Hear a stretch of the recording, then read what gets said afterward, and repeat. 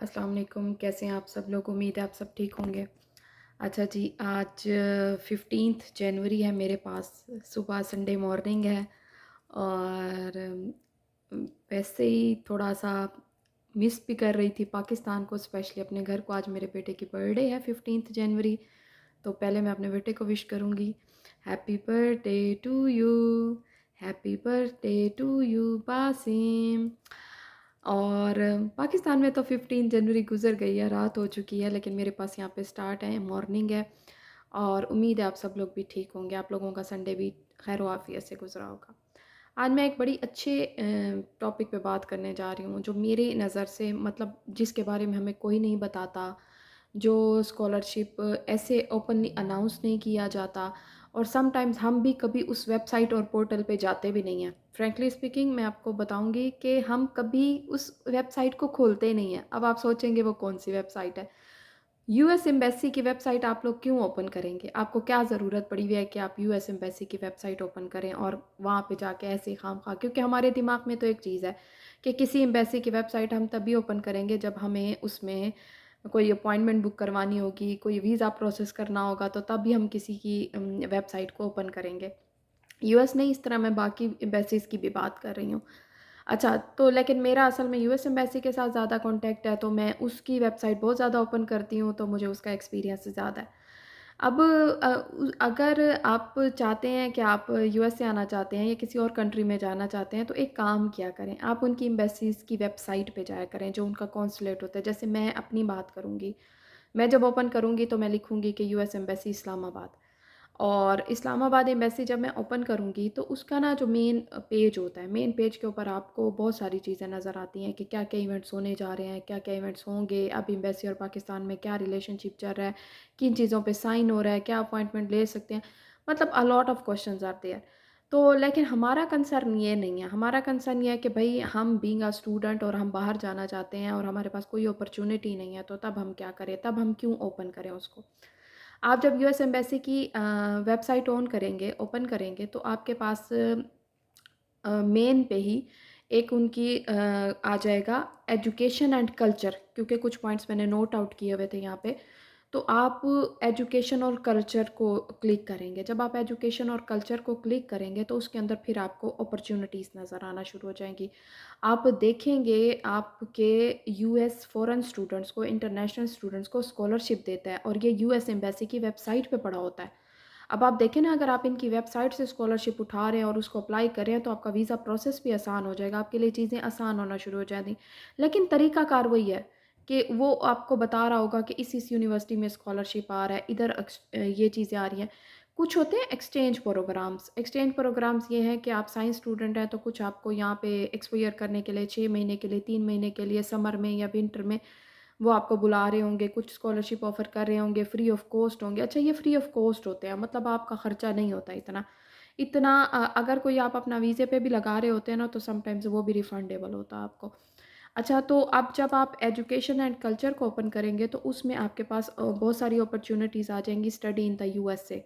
आप यूएस में पढ़ना चाहते हैं, जब आप उसको क्लिक करेंगे तो फिर आपके पास वो आ जाएगा कि कौन-कौन सी यूनिवर्सिटीज़ कहाँ-कहाँ आपको स्कॉलरशिप ऑफ़र कर रहा है। फिर नीचे एक और ऑप्शन भी आ जाएगी एक्सचेंज प्रोग्राम्स ये होता है कि हम कहीं और यूनिवर्सिटी में एनरोल्ड हैं। जैसे अभी प्रीवियसली मेरे एक स्टूडेंट के ही मुझे व्हाट्सएप आया हुआ था कि मैम मैं पीएचडी में एनरोल हो चुका हूँ, मैं सेकंड सेमेस्टर में हूँ, मैं आना चाहता था, लेकिन अब मैं ऑलरेडी एनरोल्ड हूँ और मुझे समझ नहीं आ रही कि मैं किस तरह से अप्लाई करूँ। तो अब ये this is the time for experience. अब आप ये कर सकते हो कि एक्सचेंज प्रोग्राम में चले जाओ। एक्सचेंज प्रोग्राम में जाओगे तो आप पढ़ किसी और यूनिवर्सिटी में रहे हो, लेकिन आप अपनी रिसर्च के लिए या एक कल्चर एडवेंचर के लिए आप यहाँ पे आना चाहते हो, आप आर्ट्स स्टूडेंट हो या साइंस स्टूडेंट हो, तो आप विज़िट कर सकते हो यूएसए को। कौन फंडिंग करेगा, कौन नहीं करेगा, तो ये सारी चीज़ें उसमें आपके पास आ जाएँगी। कुछ विज़िटर्स आ जाएँगे, आप विज़िट करना चाहते हैं, कुछ प्लेसेस को विज़िट करना चाहते हैं, अपनी स्टडी के पॉइंट ऑफ व्यू से विज़िट करना चाहते हैं, आप उस पे एक्सपीरियंस करना चाहते हैं। अगर आप स्पेस साइंस के स्टूडेंट हैं तो आप नासा विज़िट करना चाहते हैं, अ लॉट ऑफ अपॉर्च्युनिटीज़ आ रही है। तो वो ना बेसिकली ये चीज़ें कहाँ पड़ी हुई हैं, ये पड़ी हुई हैं आपके पास यूएस एम्बेसी की वेबसाइट के ऊपर। समझ आ गई? यूएस एम्बेसी की वेबसाइट को ओपन करना है, उसमें हमने एजुकेशन और कल्चर में चला जाना है। कल्चर में जाने के बाद फिर हमने खुद सारी पहले डिटेल में चीज़ें बैठ के पढ़नी है, उसके बाद देखना है कि हम किस स्कॉलरशिप को फॉलो कर रहे हैं। अगर आप वहाँ पे ऑलरेडी एनरोल्ड हैं तो आप एक्सचेंज प्रोग्राम में चले जाएँ, और अगर आप एनरोल्ड नहीं हैं, फुल ब्राइट पे आना चाहते हैं, तो आप फुल ब्राइट को फ़ॉलो कर लें। फिर आप देखें और भी बहुत सारे फैकल्टी स्कॉलरशिप्स बहुत ज़्यादा आते हैं, जो टीचर्स होते हैं, जो कहीं जॉब कर रहे होते हैं या मैनेजमेंट में जॉब कर रहे होते हैं। मैनेजमेंट के तो बहुत ज़्यादा स्कॉलरशिप्स अवेलेबल होते हैं।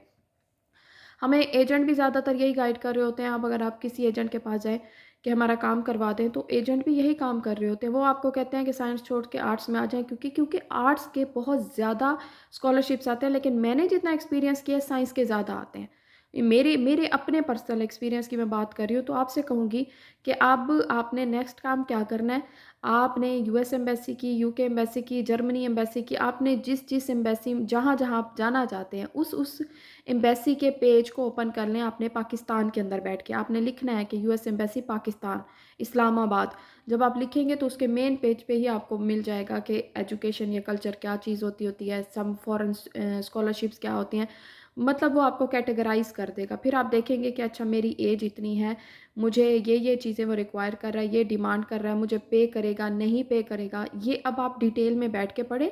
जिसको जो चीज़ सूट करती है, वो उसको अप्लाई कर दे। थोड़ा-सा आपको लगता है कि ये प्रोसेस लेंथी है, हम खुद नहीं कर सकते, हमें किसी से करवाना चाहिए। वही बात कर रही हूँ कि अगर आपने फॉल में आना है तो स्प्रिंग में प्रोसेस स्टार्ट करेंगे, अगर आपने स्प्रिंग में आना है तो फॉल में प्रोसेस स्टार्ट करेंगे। कम से कम 8 से 6 महीने पहले आपको प्रोसेस स्टार्ट करना पड़ता है, फिर कहीं जाके आपका नाम आता है। जैसे मैं बात करूँ तो 2023 के फुल ब्राइट अनाउंस्ड हो चुके हैं। फुल ब्राइट स्कॉलरशिप 2023, अब अप्लाई करना है 2024 के लिए।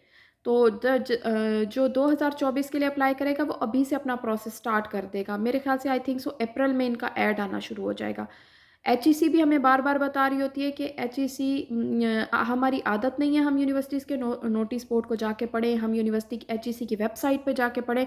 ये सारी चीज़ें एचईसी की वेबसाइट पे भी आ रही होती है कि कौन-कौन से स्कॉलरशिप्स इस वक़्त एचईसी ऑफ़र कर रहा है। एचईसी खुद नहीं ऑफ़र कर रहा, एचईसी उस मुल्क के साथ हमारी कोऑर्डिनेशन करवा रहा है, हमें एक्सचेंज भेज रहा है। हम एचईसी के अंडर हैं लेकिन हम यूएस जा रहे हैं, हम एचईसी के अंडर हैं, हम यूके जा रहे हैं, हम जर्मनी जा रहे हैं, हम जापान जा रहे हैं, हम कनाडा जा रहे हैं। तो सिर्फ़ आपसे कहने का मकसद ये है कि हम ना आदी नहीं हैं चीज़ों को पढ़ने के, हम इनको देखने हम चाहते हैं कोई बनी-बनाई चीज़ हमें एज़ इट इज़ दे दे और हम उस पे वहाँ पे पहुँच चले जाएँ। तो बेटा थोड़ा-सा ना एफ़र्ट करनी पड़ती है। तो आप कोशिश करें कि अगर आप जिस भी कंट्री में जाना चाहते हैं उसकी वेबसाइट पे भी चले जाएँ ना, उसकी एम्बेसी की वेबसाइट पे चले जाएँ, तो आपको वहाँ पे उसकी सारी स्कॉलरशिप की इन्फॉर्मेशन मिल जाएगी। कब अनाउंस होते हैं, कब एंड होते हैं, कब क्लोज़ होते हैं, कब आप अप्लाई कर सकते हैं, अब आप किस सन के लिए अप्लाई कर सकते हैं, किस ईयर में आप जा सकते हैं। अगर आप किसी डिग्री में एनरोल्ड हैं, तो फिर भी आप अप्लाई कर सकते हैं। आप एक्सचेंज प्रोग्राम मैंने आपसे कहा था लास्ट वीडियो में, 6 मंथ के लिए आना पड़े, 3 मंथ्स के लिए आना पड़े, 1 साल के लिए आना पड़े, आएँ, एक्सपीरियंस करें, कोई और आपको स्पॉन्सर कर रहा है। ये जो छोटे-छोटे एक्सचेंज प्रोग्राम्स होते हैं, ये पेड होते हैं। 3 मंथ्स हो जाए, 9 मंथ्स हो जाए, 1 ईयर हो जाए, तो ये ऑलमोस्ट 99 100% पेड होते हैं, तो हम इनमें मैनेज कर सकते हैं। मैं पहले एक्सचेंज प्रोग्राम पे आई थी, तो यही मैं आपसे बात करूँगी, ये पेड होते हैं। तो आप इन पे जब आएँगे तो अपने आप खुद को इतना यहाँ पे प्रूफ करें, शो करें कि वो नेक्स्ट आपको खुद बुलाएँ। वो आपको खुद कंसेंट लेटर दें कि हाँ भई आपको नेक्स्ट यहाँ पे आना चाहिए। तो इसीलिए मैं आपसे रिक्वेस्ट करूँगी कि आप एक तो साथ-साथ अपना इंग्लिश लैंग्वेज देना शुरू कर दें, और दूसरा ये एम्बेसीज़ की वेबसाइट पे जाके थोड़ा-सा सर्च आउट देखें, बैठें, डिटेल में पढ़ना है, गुज़ारना नहीं है उसको। डिटेल में पढ़ना है, क्योंकि उसमें एक-एक रिक्वायरमेंट होती है। रिक्वायरमेंट का मतलब है हमें अपनी एजुकेशन का लेवल देखना है। अच्छा, कुछ लोग ये सपोज़ करते हैं कि जी मैंने पीएचडी तो एनरोल हो गया हूँ, तो मैंने तो दोबारा से अप्लाई कर दें, नो इश्यू, क्योंकि वो टाइम टेकिंग प्रोसेस होता है। अगर आपको यहाँ की पीएचडी मिल जाती है तो वेल एंड गुड, जब चाहे टाइम लगे आप आ जाइएगा, उसको आप गिव अप कर दीजिएगा। और अगर एक्सचेंज प्रोग्राम मिल जाता है तो वो बहुत ही अच्छा है, क्योंकि एक्सचेंज में आपको एक तो पेड मिल रहा होता है, दूसरी बात ये हमें इंग्लिश लैंग्वेज कोर्स की ज़रूरत नहीं होती। जिस यूनिवर्सिटी या जिस एक कल्चर के अंडर हम एक्सचेंज में जा रहे हैं, वो हमसे ऑनलाइन एक इंटरव्यू कंडक्ट करवा लेते हैं, जो हमें उनसे बातचीत करनी होती है। तो ये कुछ छोटी-छोटी चीज़ें हैं, इन पे गौर करें, और काइंडली आप अगर कमेंट बॉक्स में अपना क्वेश्चन छोड़ देंगे तो with the passage of time मैं आपको उसका रिप्लाई भी कर दूँगी। ठीक हो गया? लेकिन आज मैंने यूएस एम्बेसी क्योंकि मैंने खुद वहाँ पे एड्स देखे थे, लेकिन आज मुझे मेरे माइंड में आया कि फ़र्स्ट हम क्यों ना उस पेज पे जाएँ, वहाँ के स्कॉलरशिप्स को ओपन करें। तो आज मैंने उसकी बैठ के वेबसाइट खोली है। मैंने डिटेल में नहीं पढ़ा, लेकिन मैंने देखा कि वहाँ पे स्कॉलरशिप शो हो रहे हैं, एक्सचेंज शो हो रहा है, फुलब्राइट शो हो रहा है, एक्सचेंज विजिटर शो हो रहा है, कल्चरल शो हो रहा है, यानी समर में कुछ कल्चर, कुछ इवेंट्स ऐसे हैं, कुछ लोग नासा जाना चाहते हैं, कुछ चीज़ें होती होती हैं।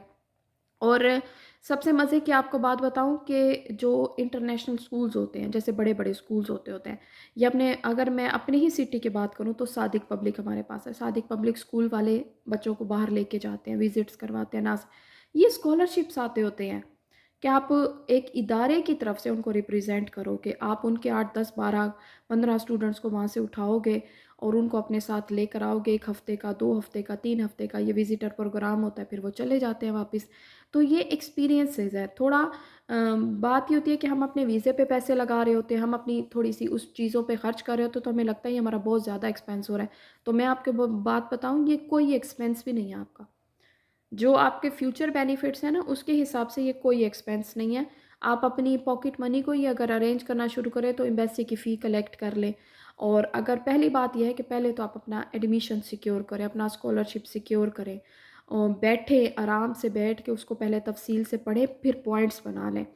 मेरी जो आदत होती थी, मैं जिसको मेल करती थी ना, तो मैं एक्सेल की शीट पे उसका मेल, उसका नाम एक लिंक में रख देती थी यूनिवर्सिटी का। तो मुझे पता होता था मैं ऑलरेडी इस पे वर्क कर चुकी हूँ, तो फिर मैं नेक्स्ट की तरफ मूव करती होती थी।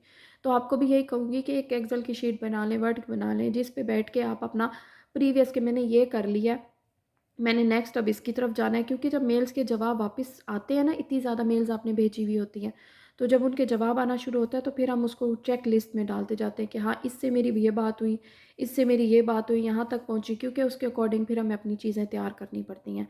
कोई कुछ डिमांड कर रहा होता है, कोई कुछ डिमांड कर रहा होता है।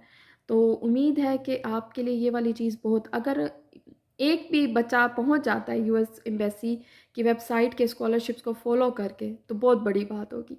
ठीक है? Thank you so much. अल्लाह हाफ़िज़।